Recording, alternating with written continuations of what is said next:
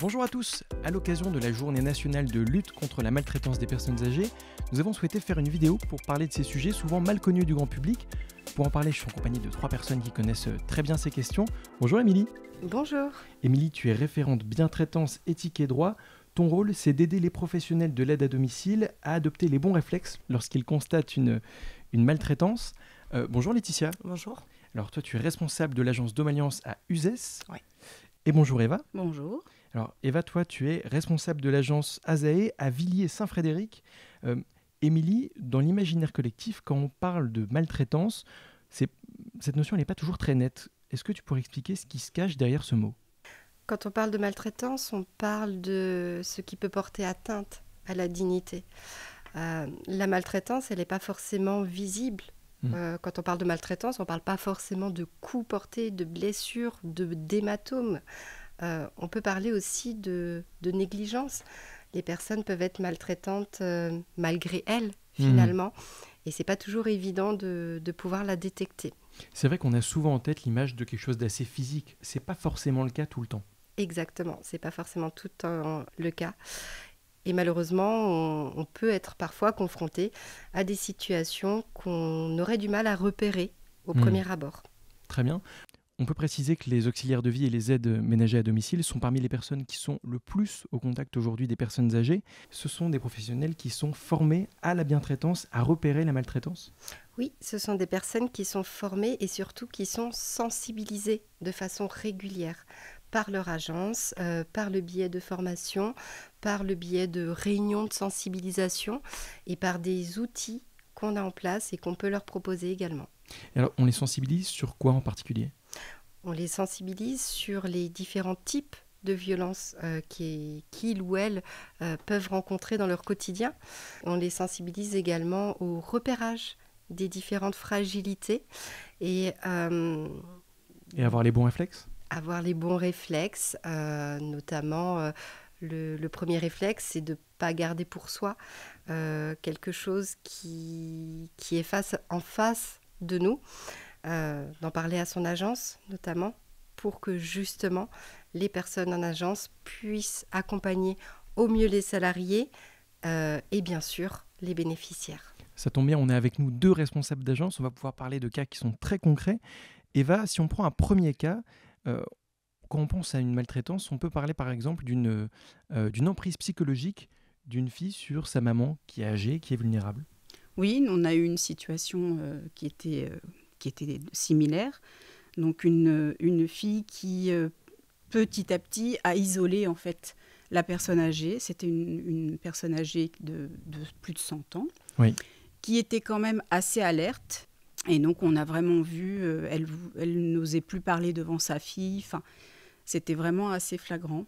Comment ça se constate une emprise psychologique ? Typiquement, on est sur une maltraitance qui est un peu invisible, non ? Alors, c'est vrai que là, cette complicité, elle était là depuis très longtemps. Oui. Et donc, l'auxiliaire connaissait vraiment très bien la situation familiale, la bénéficiaire.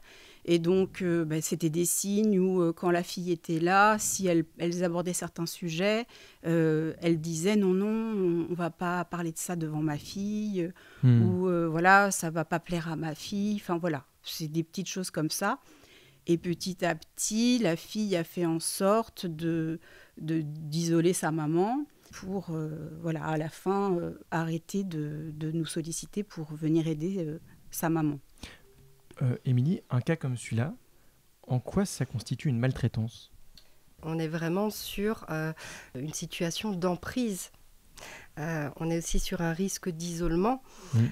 Et petit à petit, la victime, qui est la maman, va se retrouver confrontée à elle-même, risque aussi de souffrir justement du non-passage de ses autres enfants.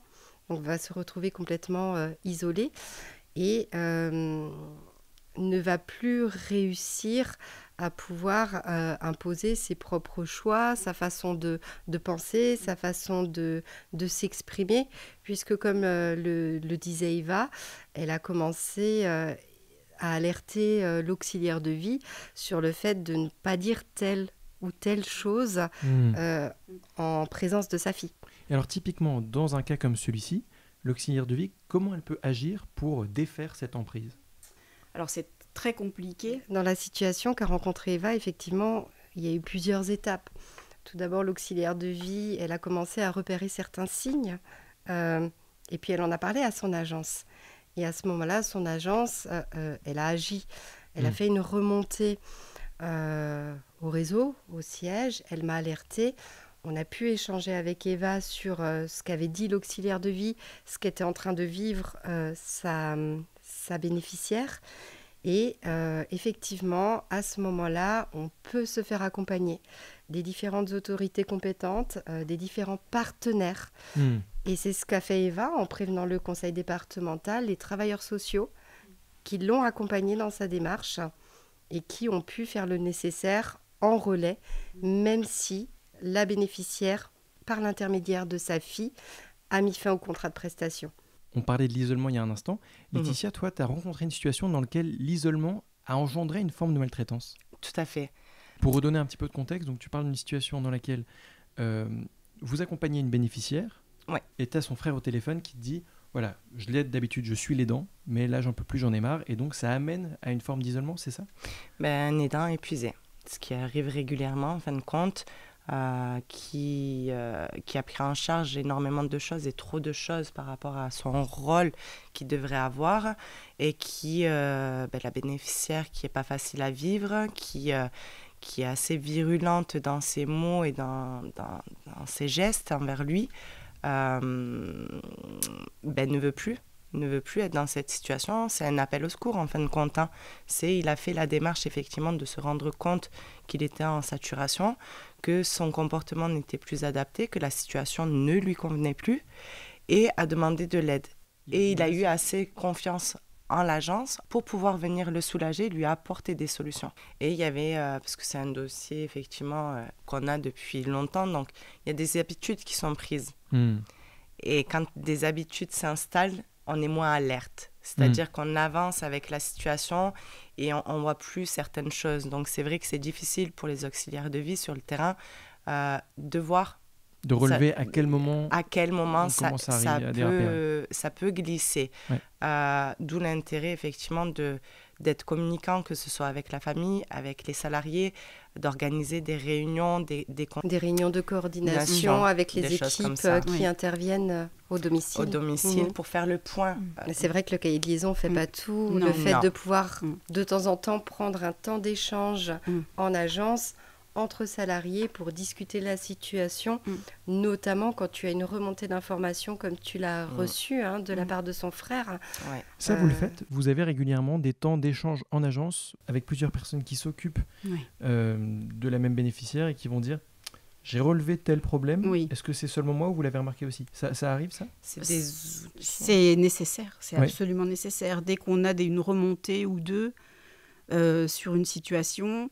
Voilà, on fait une réunion de coordination avec tous les intervenants principaux pour échanger et puis pour adapter et trouver des solutions.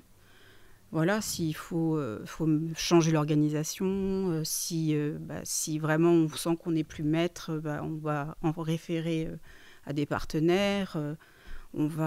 C'est absolument nécessaire. D'avoir ces temps d'échange. Et ce qui est très bien aussi, on a des fiches de sensibilisation. Ce sont des fiches qui sont assez synthétiques. Qu'est-ce qu'elles contiennent en réalité? Alors, c'est vraiment des thématiques en particulier, par exemple l'isolement, ça peut être la dénutrition, ça peut être l'échange en fait, la communication avec les personnes âgées. Et on commence toujours par la définition. Et ça, je trouve ça super. Et après, il y a des exemples de situations, il y a des mots-clés, il y a des conseils. Voilà ce qu'on peut faire, ce qu'on peut mettre en place, des choses plutôt simples. C'est quoi les types de conseils qu'on peut retrouver dans ce guide? C'est surtout des objectifs pour nos salariés qui sont sur le terrain, qui se retrouvent face à des vraies situations concrètes.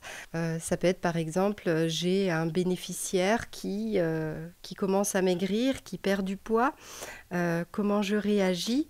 Quels sont les signes avant-coureurs? Est-ce que mon bénéficiaire est en risque de dénutrition? Quels sont les signes? Comment je les repère? À qui je signale? Qu'est-ce que je dois faire? Voilà, on fait des réunions de sensibilisation autour de certaines fiches.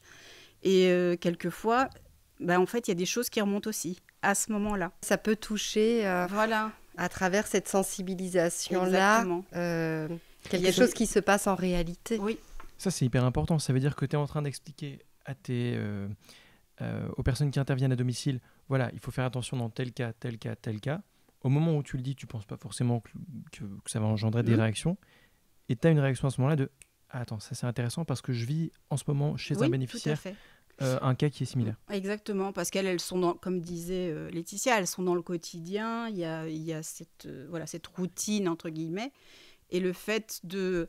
Alors je leur dis, je vais certainement rien vous apprendre, mais malgré tout, elles apprécient beaucoup justement ces réunions de sensibilisation. Et il y a des termes qu'on n'utilise pas forcément tout le temps. Et là, c'est des choses qu'on va aborder grâce à ces fiches. Et en effet, ça permet d'avoir des remontées aussi. Très bien. Je voudrais qu'on parle maintenant des aidants. C'est pas facile d'être aidant et parfois on peut être maltraitant sans le savoir parce qu'on pense bien faire. Toi, Eva, tu as connu un cas comme ça? Oui. Il y a beaucoup d'aidants qui sont épuisés. Il y a des générations aussi d'aidants qui considèrent que il y a des choses, c'est leur rôle, c'est à eux de le faire. Tu penses à quoi? Par exemple, la médication. Oui. Alors, même si de plus en plus, il y a des passages infirmiers, etc., mais il y a des générations, je dirais, de mes parents, par exemple, où l'aidant principal, il considère que c'est lui qui va proposer les médicaments, s'il y a des gouttes dans les yeux, s'il y a des choses comme ça à mettre en place, c'est à lui de le faire et qu'il ne va pas déléguer. Et on arrive à des cas de maltraitance, par excès de bientraitance, en fait. Intéressant, contre-intuitif, mais intéressant. Voilà. Tu as un exemple là-dessus? Justement, un couple où l'épouse a quand même des troubles cognitifs assez importants. Son mari, c'est lui qui lui prépare à manger, qui gère le quotidien. Et par exemple, au moment où on était là, où l'auxiliaire était là pour l'entretien du domicile, et donc il devait lui mettre les gouttes dans les yeux. Et elle voulait pas. Elle a sa pathologie, et donc lui, il lui a donné une claque parce qu'elle se laissait pas faire. Mais en soi, si on analyse un petit peu, on se dit à quel moment quelqu'un va taper quelqu'un devant quelqu'un d'autre, en fait. Et là, on se dit, c'est parce qu'il n'a pas la notion du fait que... lui, il pense l'aider à prendre son médicament parce qu'il dit qu'il faut qu'elle prenne ses gouttes dans les yeux. Quelqu'un qui veut vraiment faire du mal à quelqu'un, il ne va pas le faire devant quelqu'un d'autre. Et c'est là où je me suis dit, en fait, il veut bien faire. Il sait que c'est important pour elle. Mais sauf qu'il n'en peut plus et qu'il faudrait que quelqu'un d'autre s'en charge. Mais pour lui, c'est son rôle. Émilie? La situation des aidants, elle n'est pas simple parce qu'ils se retrouvent parfois confrontés à un épuisement. Et c'est involontaire de leur part. Ils veulent bien faire, bien au contraire, aider leur famille, aider leurs proches.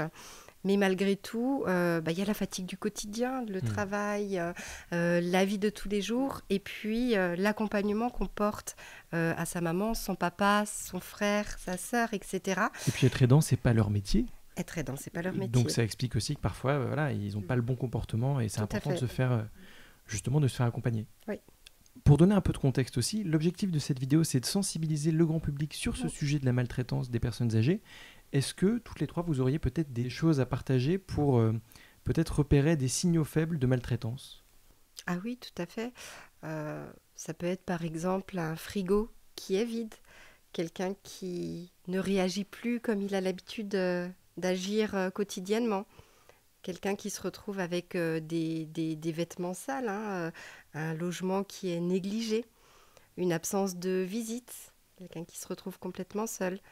En fait, tous ces signaux, bout à bout, doivent nous alerter. Hmm. On a parfois aussi certains comportements en famille qu'on a tendance à banaliser, certains propos qui peuvent être dévalorisants. Par exemple, un aidant qui aide quelqu'un à prendre son repas, dépêche-toi, j'ai pas le temps, je dois partir travailler, etc. Oui, mais ça, quand ça arrive une fois, est-ce que c'est vraiment de la maltraitance ? Pas nécessairement. Mais c'est l'aspect répétitif qui fait que là, on entre sur quelque chose qui est...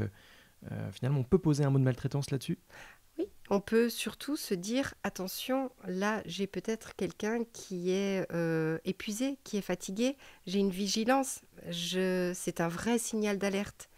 Et ne pas hésiter à ce moment-là à remonter l'information à son agence pour pouvoir faire le lien et alerter si nécessaire. D'accord. Quand on signale une situation, on ne va pas forcément tout de suite sanctionner. Et ça, C'est important de le rappeler parce que Tout à fait. Eva me le disait avant qu'on prépare, le signalement, parfois, ça peut faire peur à des gens. Oui. Signaler une situation, En fait, dire voilà... Voilà, le mot signalement est quand même un peu violent.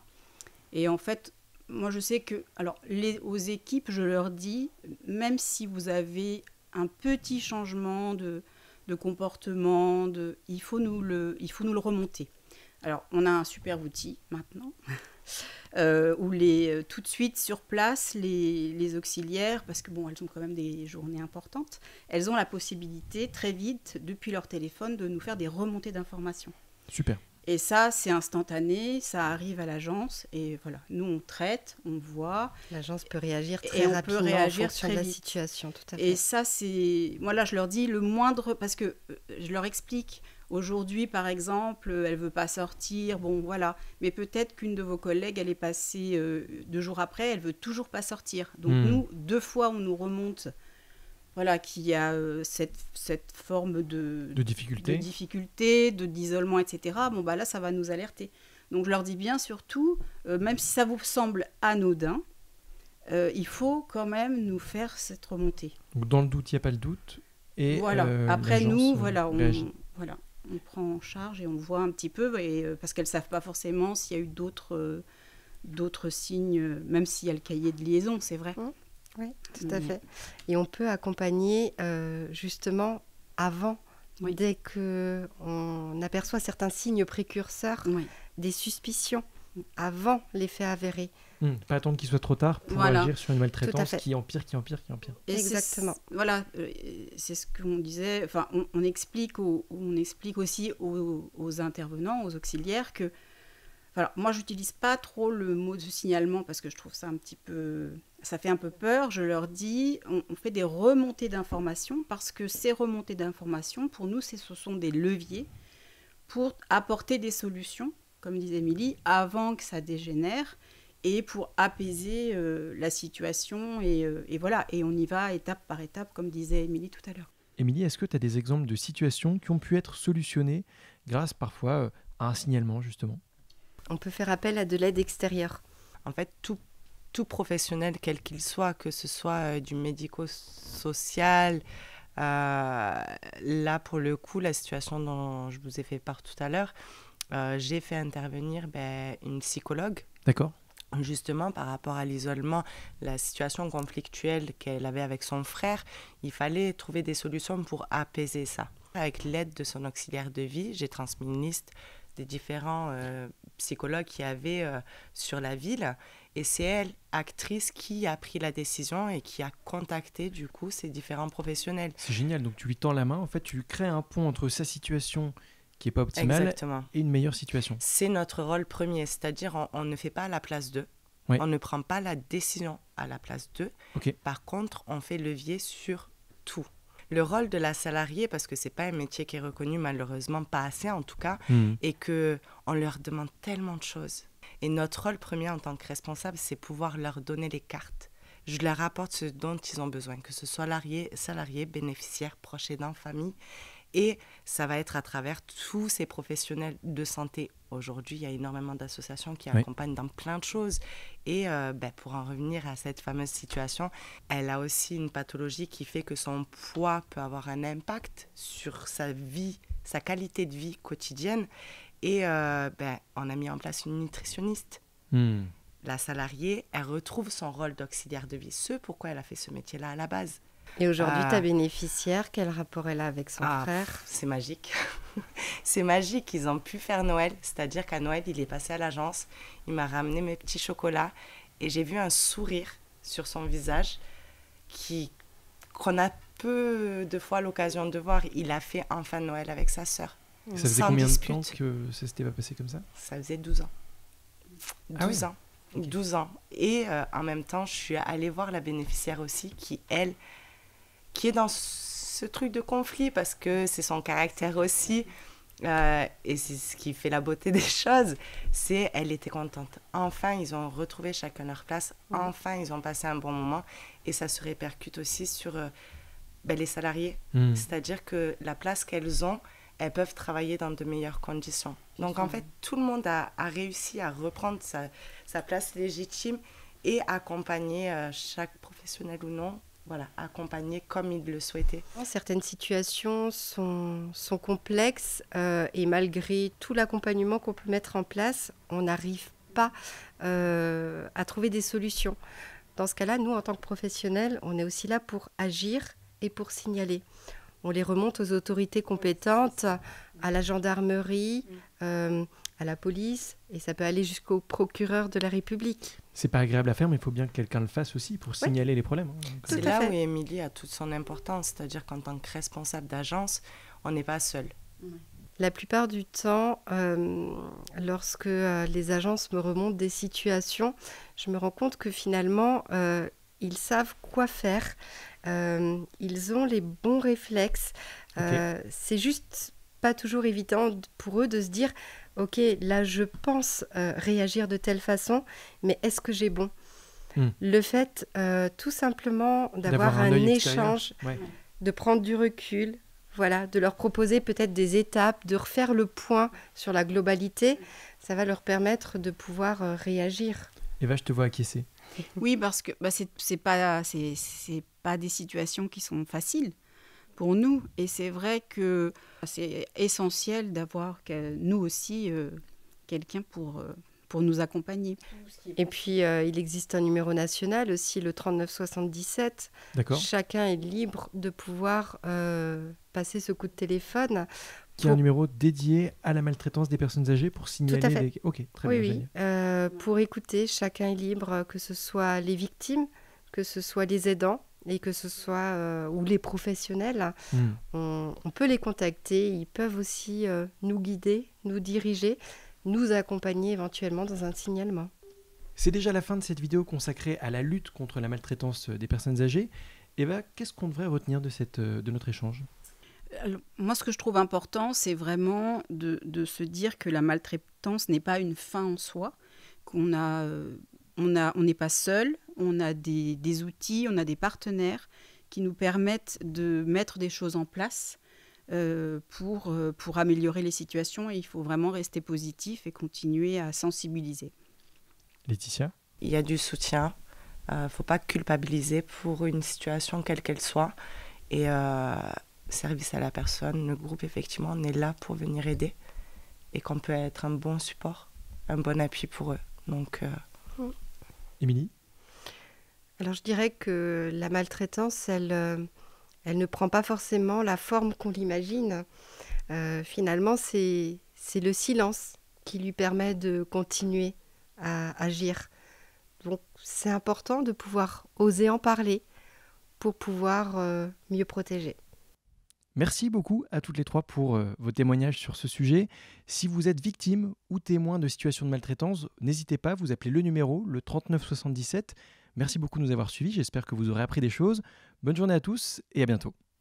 Merci. Merci beaucoup.